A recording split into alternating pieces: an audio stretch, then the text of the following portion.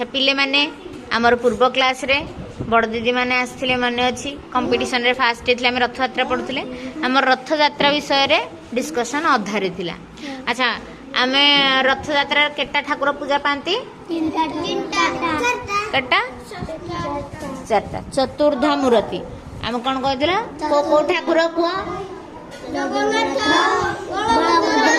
सुभद्रा आउ जड़े सुदर्शन चक्र से महाप्रभु सुदर्शन महाप्रभु कही नथिले चतुर्धा मूर्ति। तो पिले तमें जिते बेले रथ यात्रा पालन कर कौन कर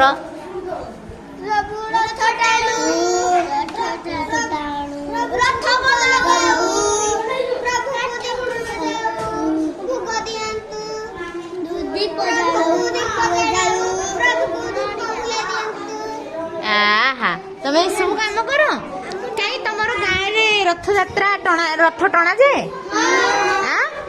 अच्छा से तुम सब जानीच कही दौच। अच्छा ये जो रथ यात्रा पिले केबे पालन करा जाए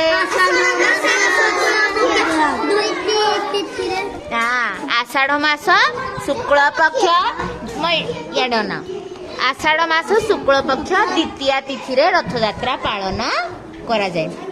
अच्छा कौड़े धूमधाम रे विश्व प्रसिद्ध कौड़े रथ यात्रा वेरी गुड पुरी जगन्नाथ पुरी धाम जाइथिलो समुद्र थिला आ कोन तापरे कोन लागला मिठा आइला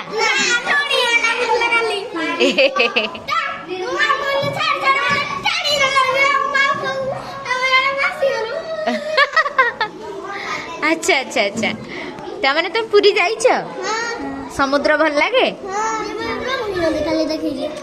ओहो तमे ब्राह्मणी नदी देखिछ तमे आउ टिके बड़ हो जाओ समुद्र भी देखिबो हैला।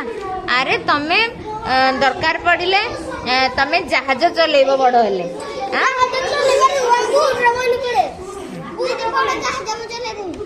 हाँ वेरी गुड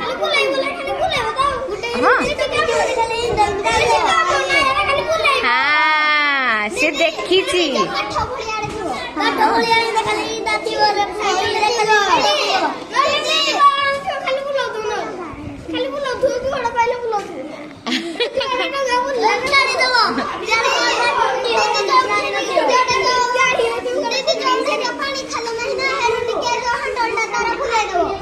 हाँ देख से तमें समस्ते सब किसी जान मो बेले भावुची मुझे सतरे जानी।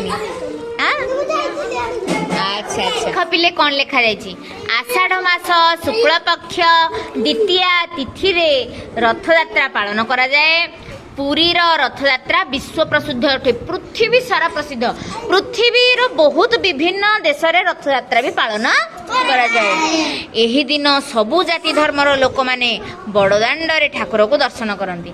ठाकुरंक मंदिर को तो केवल हिंदू लोक माने प्रवेश करि परिबे किंतु रथ यात्रा को ठाकुर निजे बाहर को पळे आछन ना नहीं तेणु सेठी आ जाति धर्मर किछि भेद रहे जे कोनोसी धर्मर गोटे लोक से हिंदू हे पारे मुस्लिम हे पारे ख्रिस्टियन हे पारे सिख हे पारे बौद्ध हे पारे जैन हे पारे सेठी अछि ना सब धर्म विषय रे तेणु जे कोनोसी धर्मर लोक भगवान को जाइकी दर्शन करि पारंती। कुह कोन कहउथिला